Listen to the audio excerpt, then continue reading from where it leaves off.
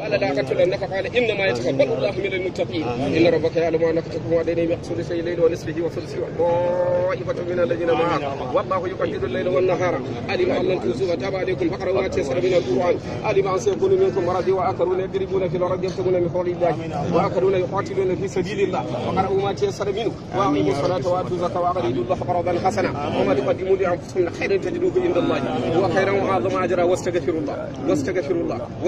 الله إن الله غفور رحيم ya Allah ga ɗakin ka gaba wanka ka san maradin mu ka san abin da ya sa gaba ka san abin da yake zuciyarsa ka san hidimar da yake so ya kasa ya ka san taimakon da yake so ya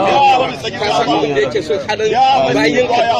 raunana da yake so ya kama ya daga Allah kai kake daga ba ka ƙara daga shi Allah ka kiyaye mana shi ka ba shi nasara ka taimake shi cikin tafiyarsa ka shi kamar maradin sa ka ba shi kariya cikin dukkan lamarin sa Allah ta'ala ya gafara Allahumma taqaddam min zambi kama ta'afa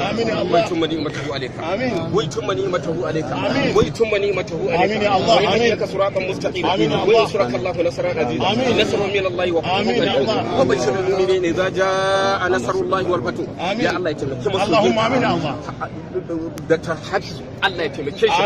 امين دكتور ربو موسى امين امين يا الله ومصر يا ابو كنت بها tsaya امين ربك رب العزه عما يصفون وسلام على المرسلين والحمد لله رب العالمين